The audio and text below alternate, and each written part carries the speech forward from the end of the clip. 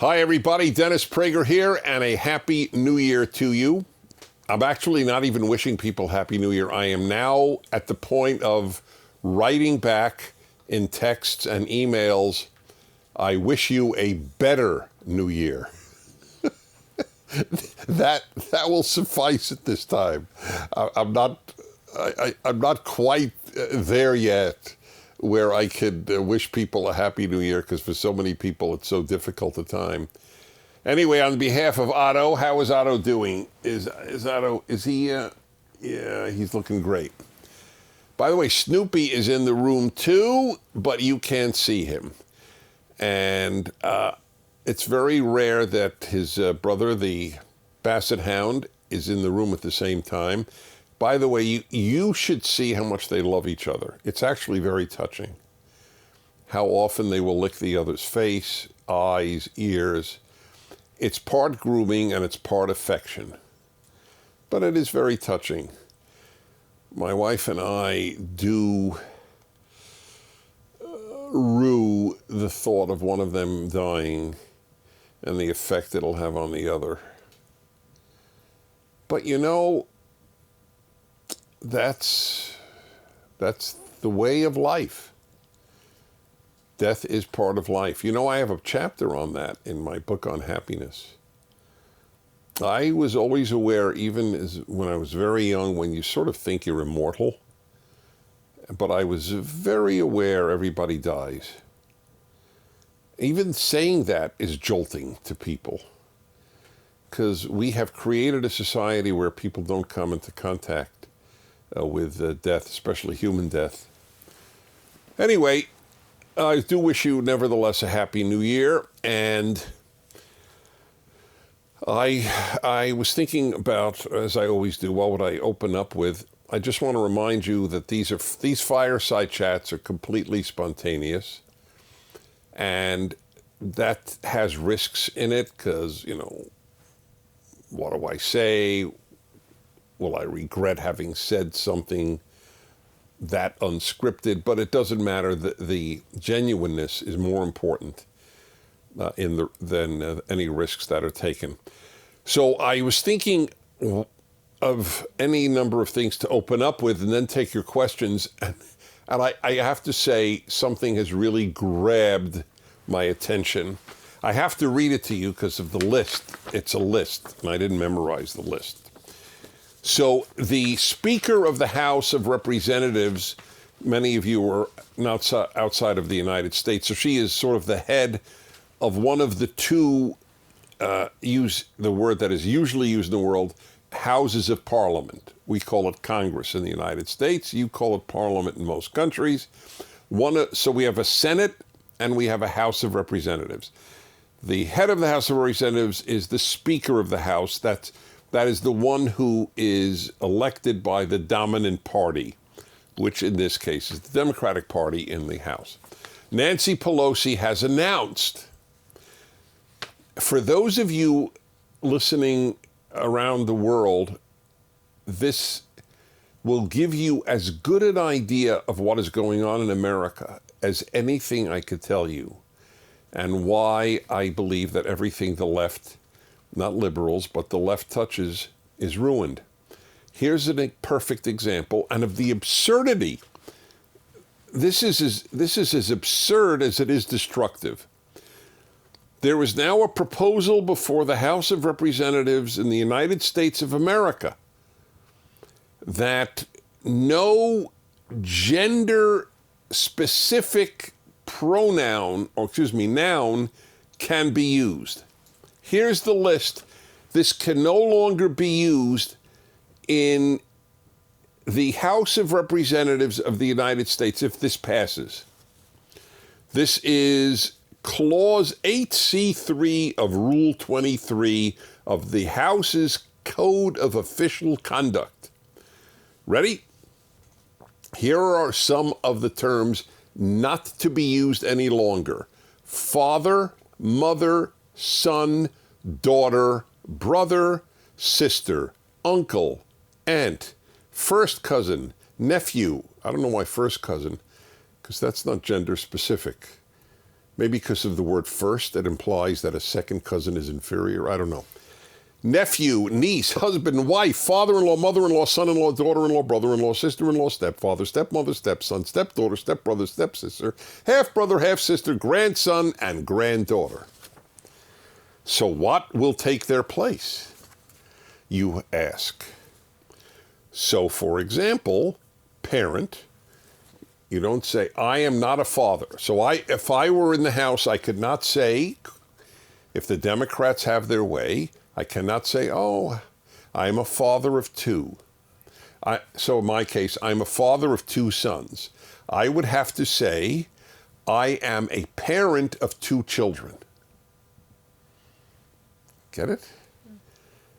So yes, child. Oh yes. So do you have any brothers or sisters?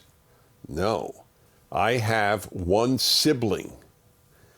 And so on and so forth. I love the one where you can't say brother-in-law or sister-in-law, you can say sibling-in-law.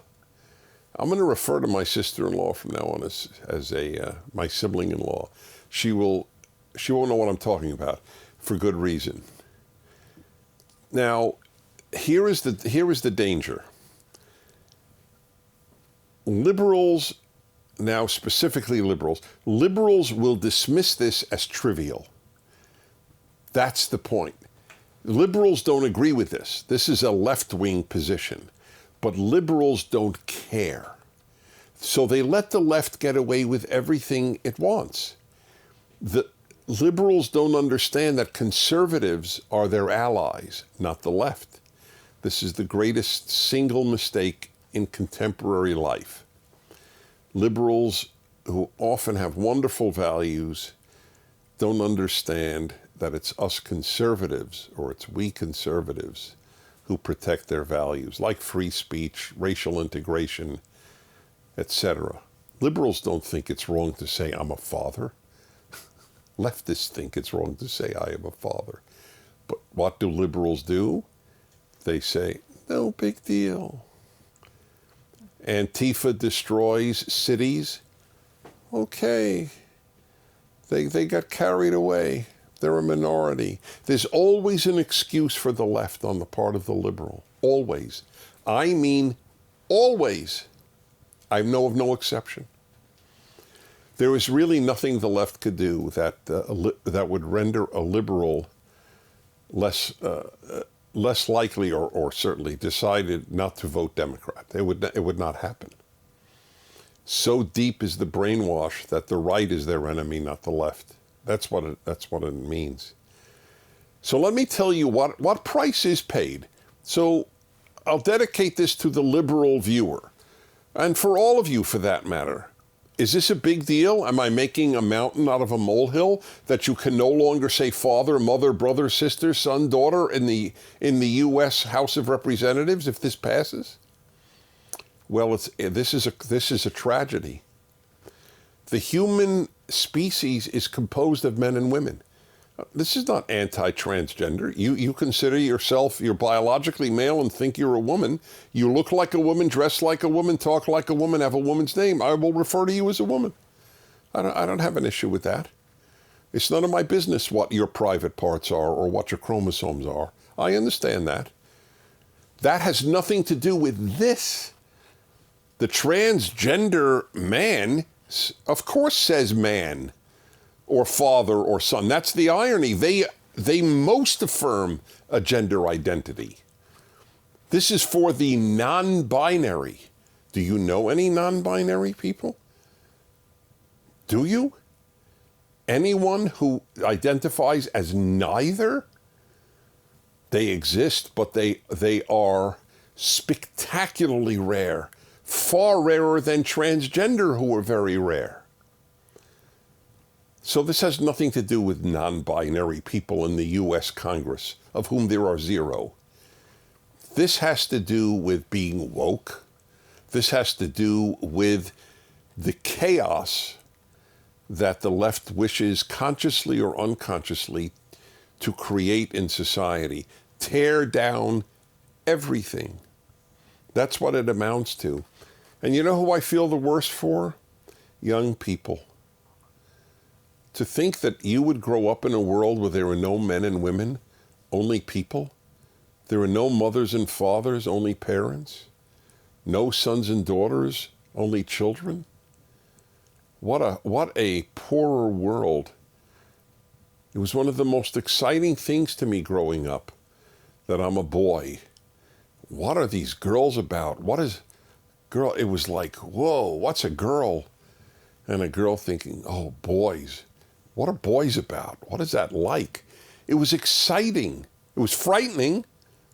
It was for many nerve-wracking, but it was so much it's so part of life. Something so rich in life as men and women, male and female, mothers and fathers, sons and daughters is now being stripped away. And I feel for young people.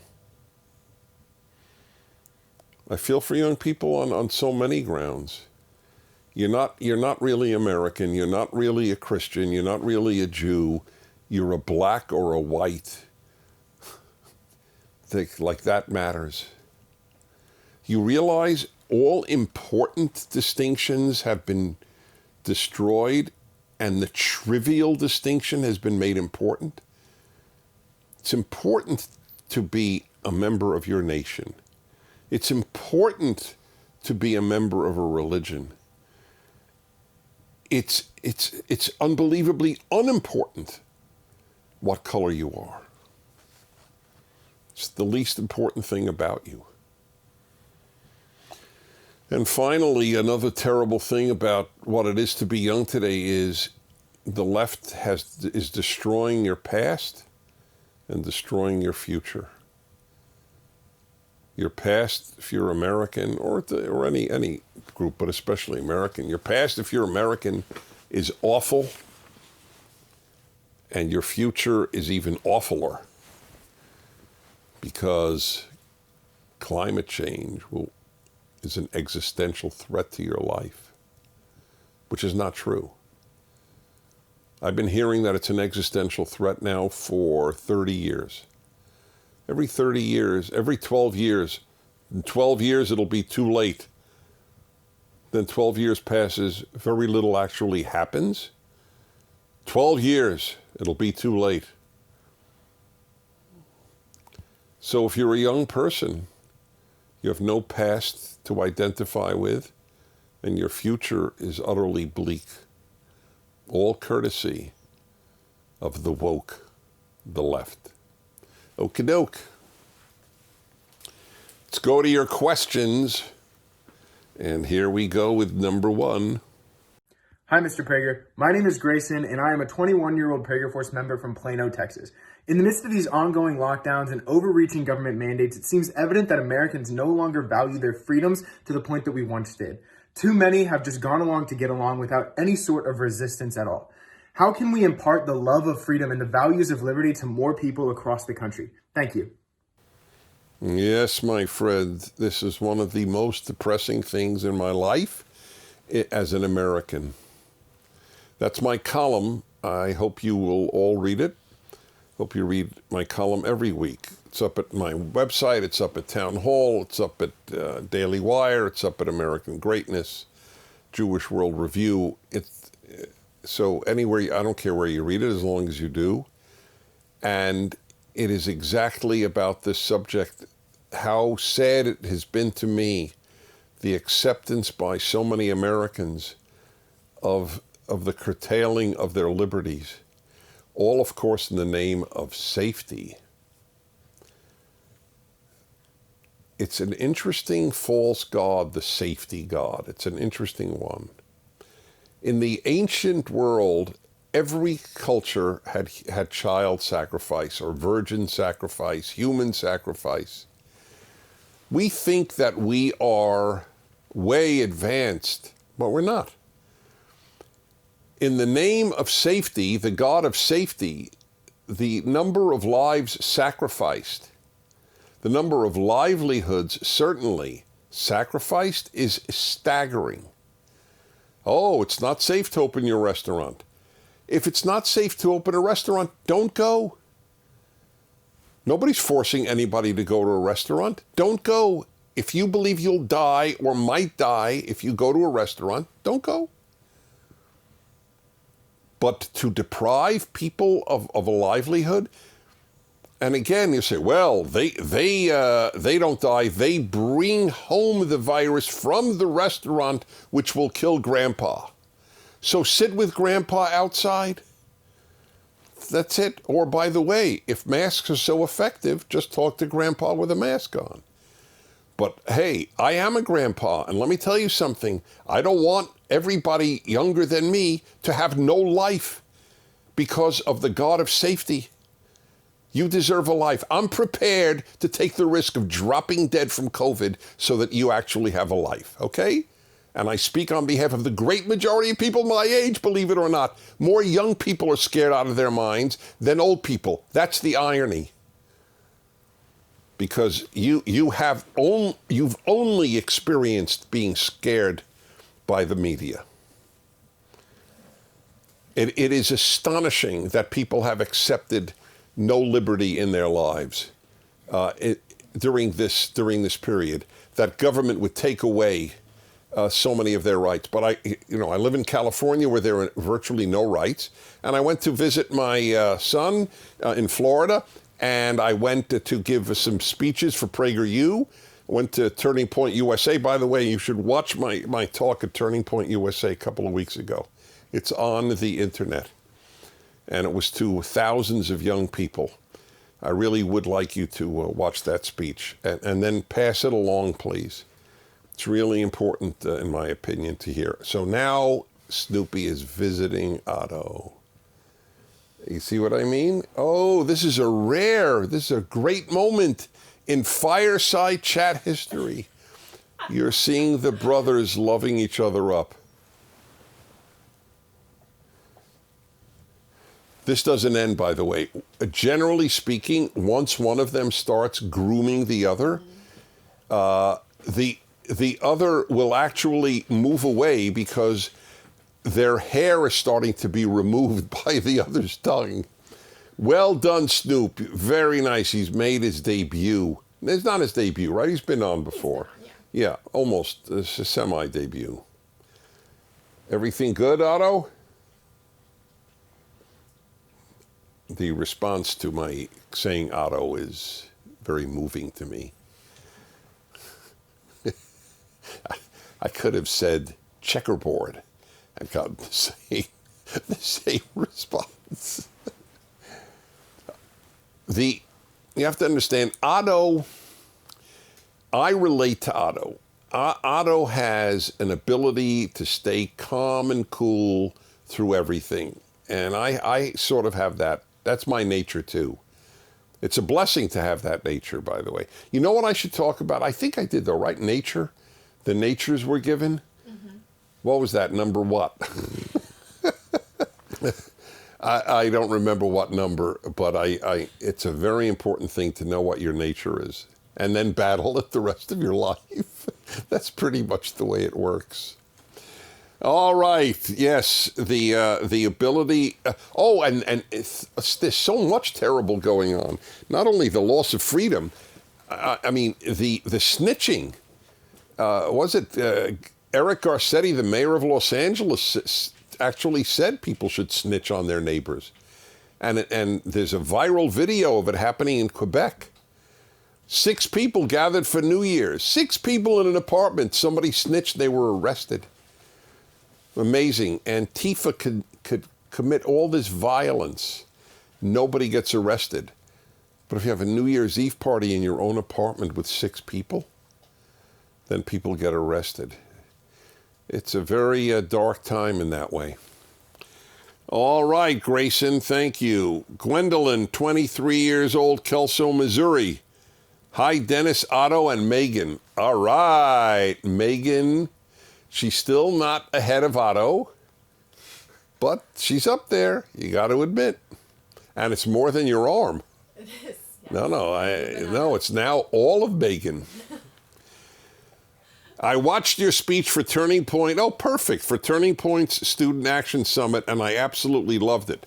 Please see it. I also loved your camera. Now you're talking. It's very touching that you noticed. Yeah, I brought the camera onto the stage to take a picture of the audience. Why not? Right? I mean, I want memories too. You, Sebastian Gorka, Kimberly Guilfoyle, Don Jr., etc., were all so passionate about what you stand for. It is hard to find anyone who's passionate about anything anymore, and that's very sad. I have a comment on that. How can people become passionate about anything again when they've never felt it? God bless you all. So, I could do a whole opening thing on passion. So you're going to find this, Megan, you're going to love this story. So listen to this. This is an insight into how I have tried to make my life happy. So when I was dating in my 20s, does everybody know what dating is? Okay, because it's not used as much now, I know. Anyway, so I would date. I went on dates when I was 20. Some dates were boring. I mean, everybody has that. Some dates were boring. So what did I do about that? I made a very interesting decision.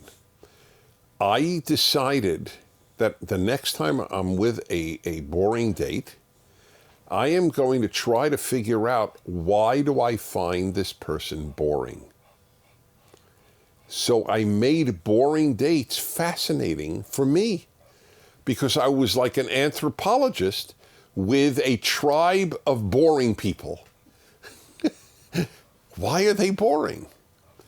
And it was very interesting.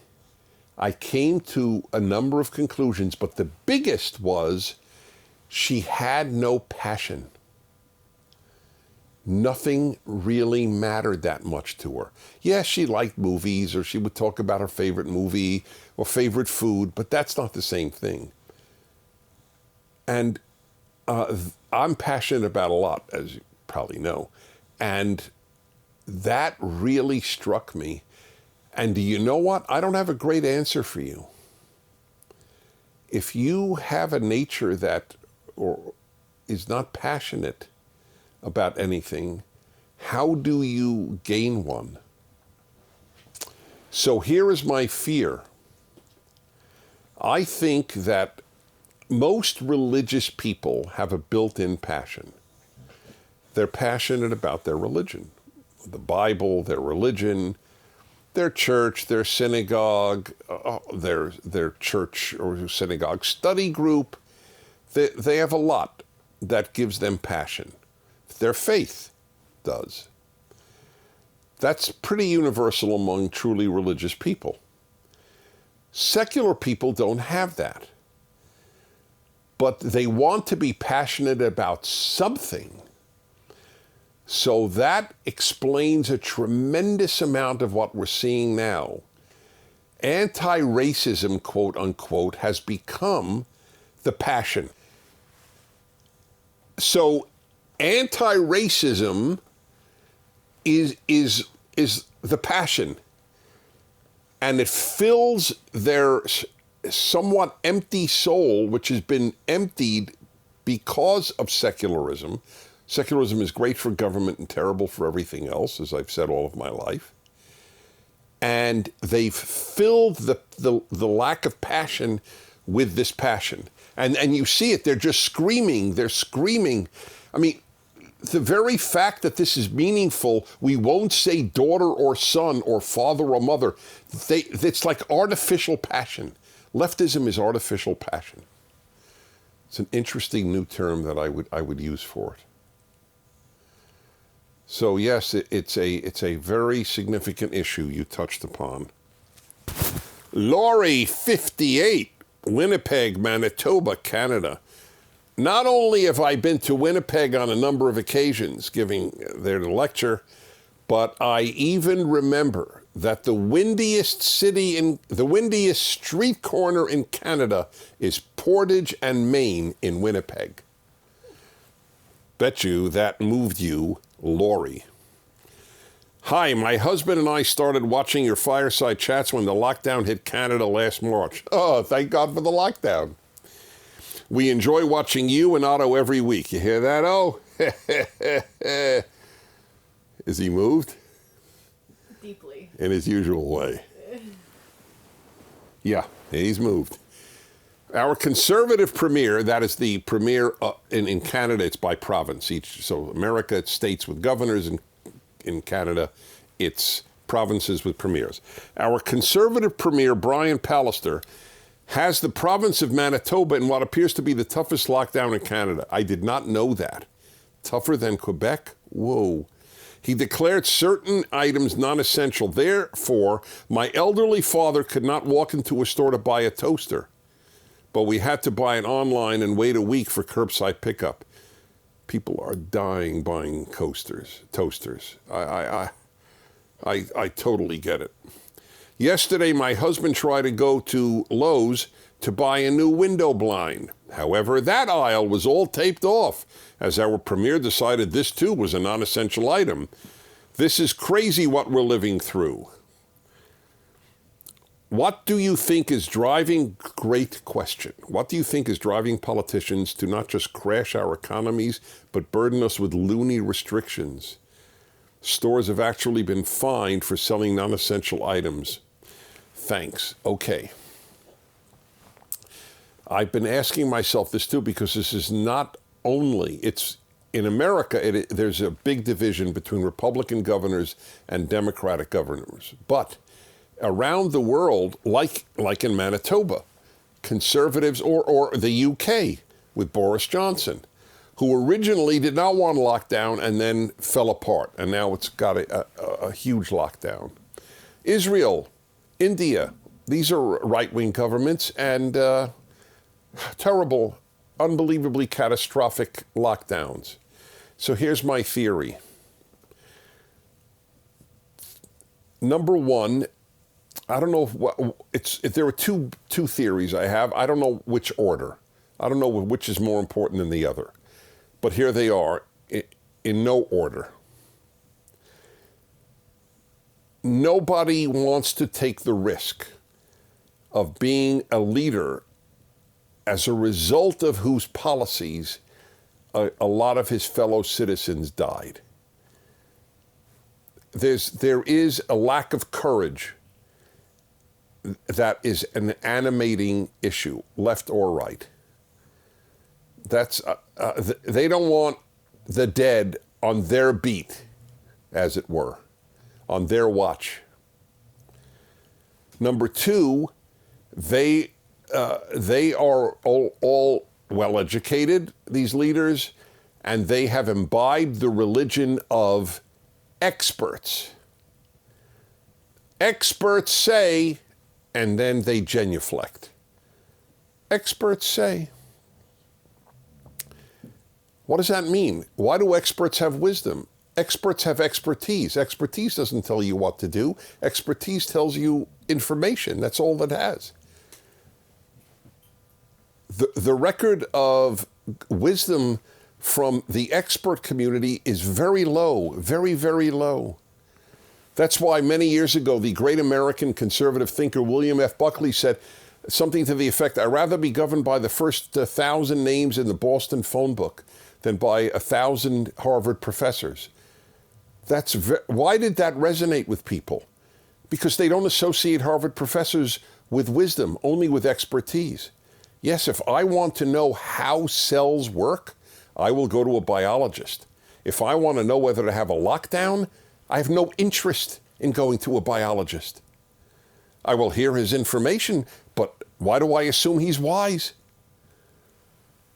And what about all the epidemiologists, many, and other scientists who have been totally opposed to lockdowns? They get no hearing. Is that Otto? Is that Snoopy? Well, there you go. Today you have not only seen Snoopy, you have heard Snoopy in the background. I think that's a big part of what is animating those two things. They're afraid to have people die on their watch, and the religion of experts say. It's the number of crushed lives because of this economic lockdown. It breaks my heart, the number of people who've lost their livelihoods, the number of people who have gone on drugs the number of spouses or children abused because people are home too much. Every indicator of pathology in society has increased because of the lockdown. And I'm not even sure it saved any lives. That's the ultimate irony. You know what would save lives? A lot more lives? Early intervention when people are symptomatic. That's what would have done it. That would have been infinitely more productive than ruining untold people's lives with lockdowns. I assume we're at our time. Yes, indeed. It's a wrap. Thank you for being with me. I will be with you next week. On behalf of Otto, be well. Thank you for watching this video. To keep PragerU videos free, please consider making a tax-deductible donation.